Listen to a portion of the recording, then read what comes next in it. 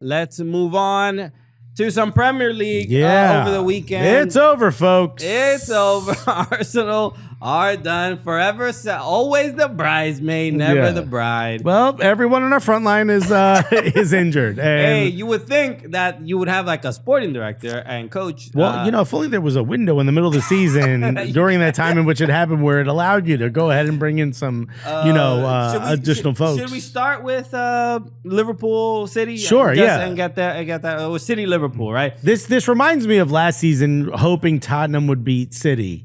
And now I'm hoping City beats Liverpool, and every time, I am completely let down. I saw a tweet that Preston North End has scored more goals against Liverpool than Manchester City, which is just that's heartbreaking. Which is hilarious. But Manchester City, continue to look like they're just not with it this season. Even those moments where you have a feeling like, oh, maybe they're starting to kind of gain a little traction, or against a big competition they're going to show their strength, especially at home. Liverpool went in there and just absolutely wiped the floor with them. Dusty, for real. Dusty, and we don't throw the dusty term around that loosely, that casually. Gavardio, bro. Gavardio, but Kevin De Bruyne. And now this is actually I wish we had like sad Sarah McLachlan music playing right now, because I am genuine. Did you see that shot that De Bruyne took? Rosie was like boing off the forehead. Rosie is totally fine if it's behind the goal. No. My guy was like, that's a corner flag. Yeah. That's a shot, bro. Yo, it was his capitulation or his downfall. The going away of his talent has been absolutely insane. But also, it just feels like. It feels like there's some players there, and I think Kyle Walker was one of them, even though he's on loan now and he's not there, that are kind of like, all right, I'm done with this project. Like, I did what I had to do. I want something else. And Kevin De Bruyne and his ability to shoot towards goal have both of them said, like, yo, peace, we out. It's one of those things where maybe it's just like, your legs are gone, you're aging or whatever, but it's like the magic tricks that he was able to like pull off, they just don't work anymore. No, they're not working. But he maybe it's like he doesn't have the pace to threaten as much as he did. Maybe he doesn't have the fear that he can instill of just like, hey, he might make this pinpoint pass from 40 yards, but if I press him too close, he's gonna get by me. And it's like, oh, now he can't get by me, so let me just put a lot of pressure on him. And he can't really do what he normally does. And it's so sad to see. It's so disappointing. All the conversations about like, he had offers to go to MLS, to San Diego, and it's like Saudi. And now I'm watching. I'm like, bro, I don't want him here. Yeah, you might not. I don't want him. You might not make it in San Diego, bro. Don't bring that over here. Yeah. It's look, and I'm obviously being facetious. I'm just joking around, but this is it's a bummer. That Kevin De Bruyne is one of my favorite players to watch. At one point last season or the season before that, maybe even last season, we were thinking this could be one of the best players in the league. And now to see him, it really the injuries, like he's had nagging injuries that have kept him out, and also I just think there's so much more to do for midfielders now without Rodri behind you. That you just see like, all right, he can't do all of it. You know what I mean? He needs that support. And Liverpool just fantastic. They just continue to look good. It's really frustrating. I mean, there's just like you try to find like, oh, but they're good at this, but like this is it's like everybody, the bench, no matter what player they bring in, is like in form. Let me ask you a question, because I was thinking about this as I'm really frustratingly watching this game, especially in the second half, where they continue to look good, even though I don't think they scored in the second half, but they continue to look good. Do you think there's a couple Liverpool fans out there going like, this dude's like a lot better than Klopp, Like, I know Klopp probably going to get a statue, but they're like, don't make it so big, because we might have to put another one up of Arne Slot. I mean, the guy brought nobody in besides Chiesa. He's doing this with the same players. Chiesa's not even playing. And that's what I'm saying. He's doing this with all the same players that Klopp had, and they're all looking better. All of them. Yeah, it's difficult to say like what the exact difference is between. Well, he's not gegenpressing. It's a bit more pragmatic. It's a little bit less everybody run at the ball, and a little more. There's a little bit more directness. There's a little bit more calmness. At times It's very smart about like, all right, here's how we play in this minute. Here's how we play in this minute. If we have the lead, let's calm it down a little bit. Yeah. But let's find those openings. Let's let our best players do well. Simple thing of like just Gravenberch, how incredible he's looked. Gravenberch is to me the next like Paul Pogba, right? Like similar type of build. I can see that. But he makes fantastic decisions in very short windows with defenders pressing against him, and he can get out of trouble so fantastically. I want to give him the same credit, but at the same time, the decisions he makes is: do I pass it to Mohamed Salah? Do I pass it to Lucho? I mean, these are fun decisions. It's not even the passes. You remember the clip from a couple weeks ago? He did the elastico right in like outside the box or whatever. He is again. It's just the decision making. And again, I think the players themselves are just playing almost better than they ever have, even under Klopp. So Virgil van Dijk he looks like he's 5 years younger. It's unbelievable. It's a fair frustration. And again, he's a player that we always highlight and say like, oh, how many slide tackles does Virgil van Dijk make? And he makes maybe one a game. If that. I mean, he doesn't need to because he's always exactly where he needs to be. His defensive data looks like he's a bad player because he never has to go out of his way. Yeah, because he just stands in the right position at all times. And the pairing Van Dijk and Konate is they're like almost unstoppable. It's almost unless it's Everton, right? Like they can't really. I said before the season started, Susanna Fuller was a massive Liverpool fan. She was a little worried about what it would be like without Klopp, and I said, bro, Arne Slot is going to be an advancement on what Klopp did. Like he's gonna move the needle forward. I don't know how great the team's going to be because there's so many questions, age and whatnot. But I think they'll play well, and then you'll see in the January time, that December January time, that winter break, that England just doesn't take a break. They just play through it. That's tough for a lot of coaches to figure out depth and understanding how many matches are coming at you and player injuries and whatnot. He withstood all of that so far. I mean, can he capitulate towards the end of the season? Can we see Liverpool slip? I don't see it coming, but it's possible. I don't see it coming, though. I think if Arne Slot wins, especially, look, they're top of the league, they're top of the table, or we're second place in Champions League on the way into these knockout rounds. They're top of the league in the English Premier League with seemingly no real worry behind them. It looks like everyone's playing from second through fifth. He's been able to withstand injuries. As far as I'm concerned, I would imagine there's some Liverpool fans that are quietly saying to themselves like, yo, he might be better than Klopp. Yeah. Year one. Yeah. Again, no purchases. I had seen a post on Blue Sky that said like that Arne Slot doing this is like basically embarrassing to Jürgen Klopp for him doing so well right after he leaves. That Klopp should have done what Arsene Wenger did and install a clown to take over the club. Yeah, dog, you should have been like, no, man, we need Brendan Rodgers back when I leave. It is so funny. So Alex Ferguson did the same thing with Moyes, remember? It was his pick. Yeah. Liverpool look absolutely fantastic. And again, Mohamed Salah is just timeless, man. I mean, if he doesn't win Ballon d'Or, it is a crime. You heard what Jamie Carragher said? I didn't. It's tough for him to win Ballon d'Or because he doesn't play in any major international competitions. Oh, sure. And Micah and Daniel Sturridge were like, well, what about AFCON? AFCON is a major tournament. And Jamie Carragher was like, no, right.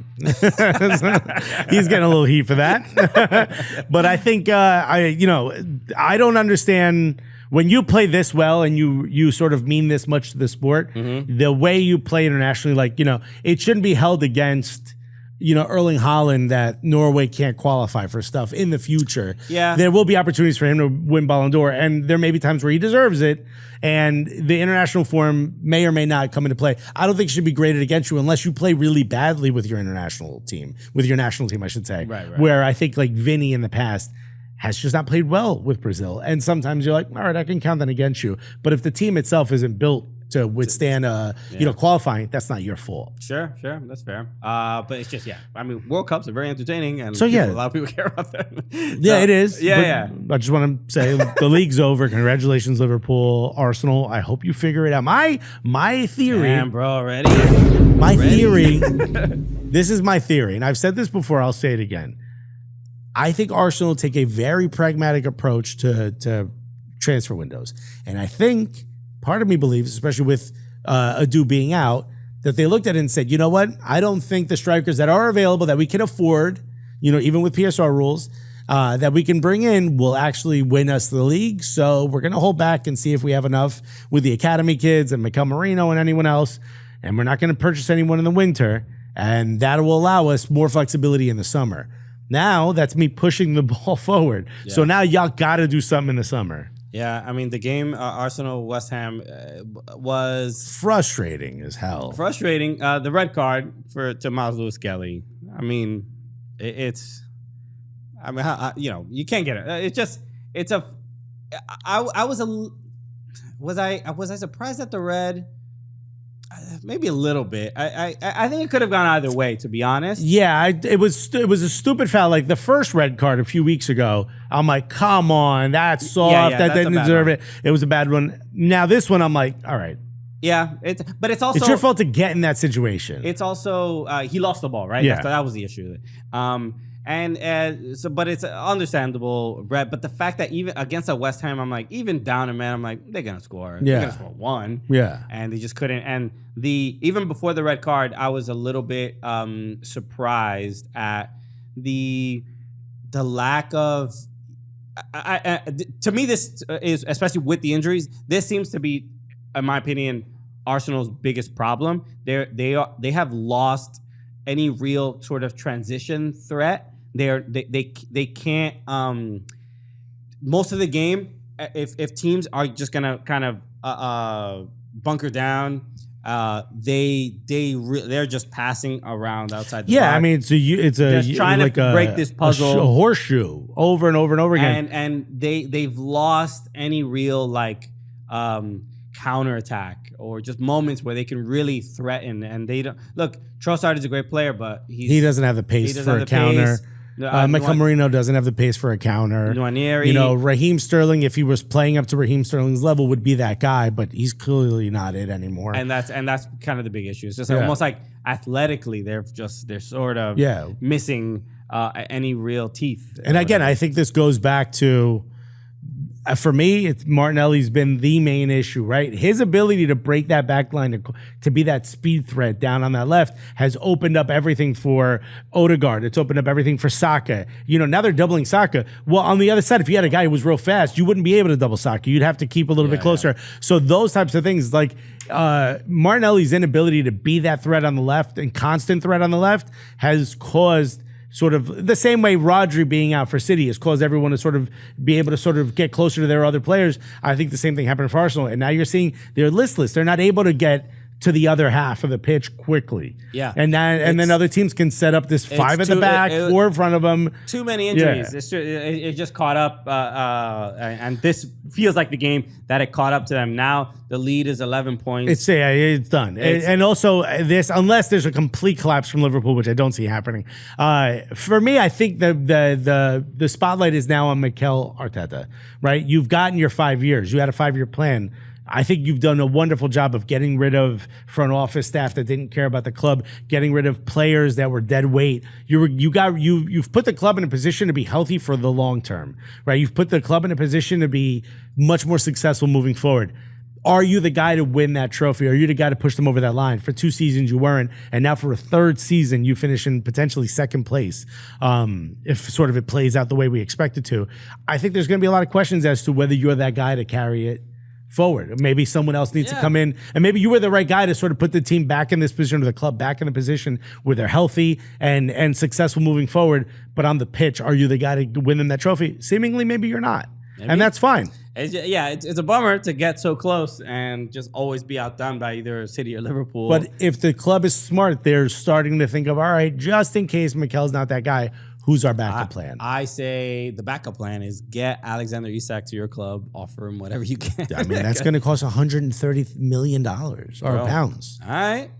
Hey, the Cranky's got it. It ain't my money. You know what I mean? I ain't worried. All right. Last game we'll talk about real quick is Everton against Manchester United. Everton took a 2-0 lead. So Manchester United are in what position right now? 15th place to Everton's 14th.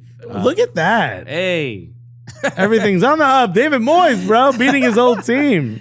Everton, a goal from Beto, a goal from Decore to go up 2-0 at halftime. But then obviously Manchester United come back and tie this game in the second half. And frustrating. Look, as an Everton fan, when we were up 2-0, I'm like, let's go. Yeah. Get this dusty-ass Manchester United. Relegate them. Yeah. They don't belong in the league with us. Nah, yo, they ain't built like Everton is built.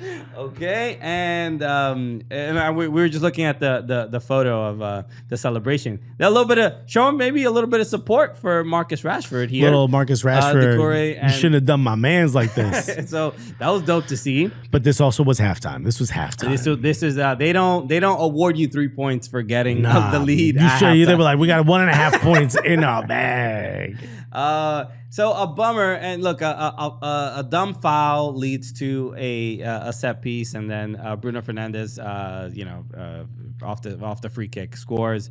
I also thought it was a little bit of poor goalkeeping from Jordan Pickford, just like a maybe even setting up the wall, the vision, and like.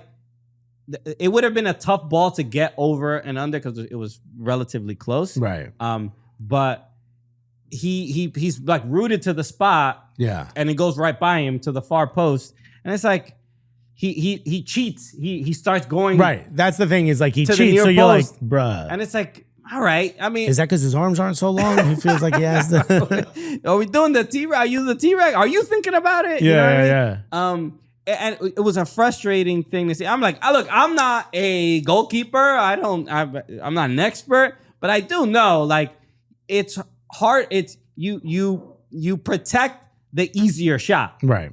It's harder to go over the wall and back down. So why is he? Yeah. It just looked bad. It was just a dumb goal to give up. It was a dumb foul to give up. And then Ugarte scores the next goal, and then this felt like a 2 points dropped for Everton, and which says a lot about where Manchester United are, because in the first the reverse fixture in the first game, United won 4-0 under Sean Dyche when he was the manager, and now under Moyes they just like.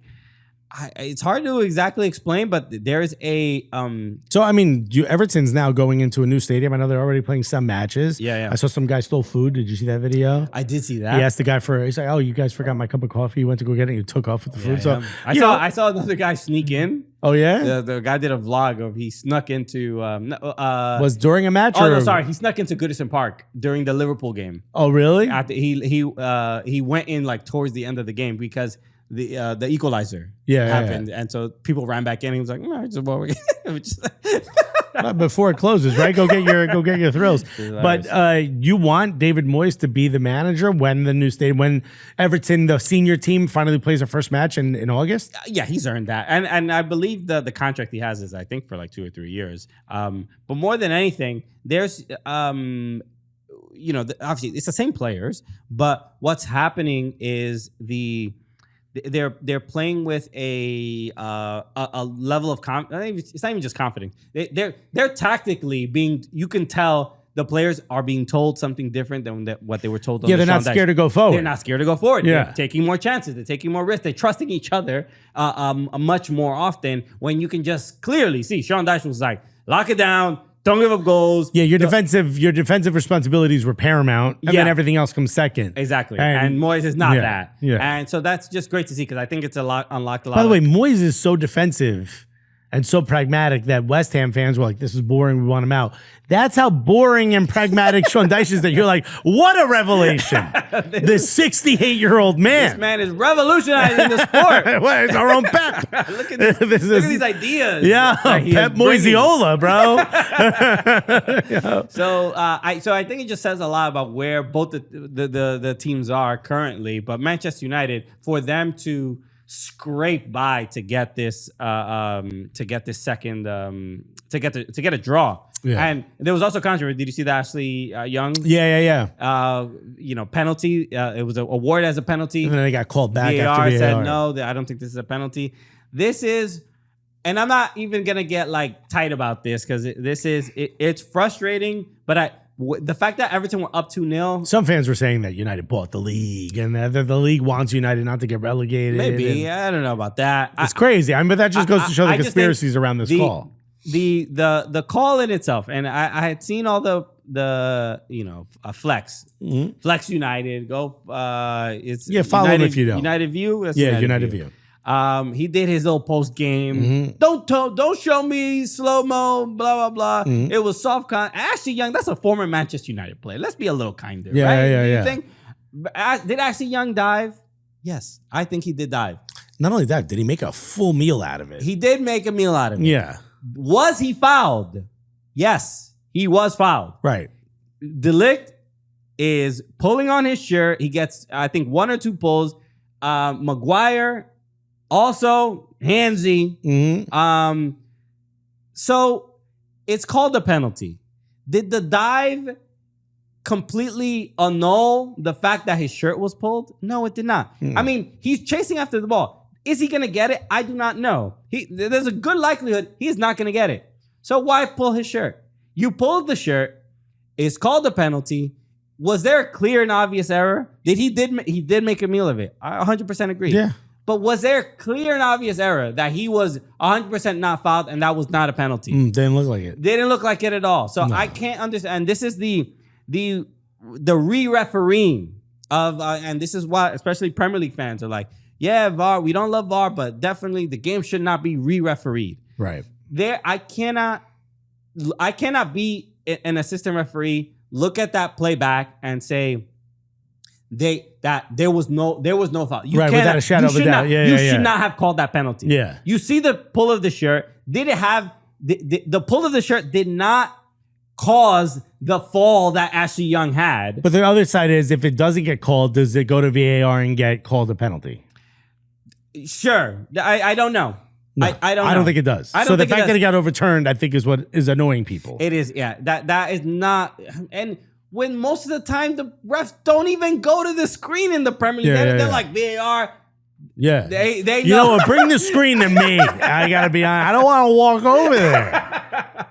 I blame England. They're the ones who started. Remember, everybody else was going to the screens. Yeah, I wonder if Howard Webb is gonna weigh in on this one, because this seemed like more like Howard Webb of lies, bro. My man got cooked. No, you don't know how to recover from that one. Come on our show, dude.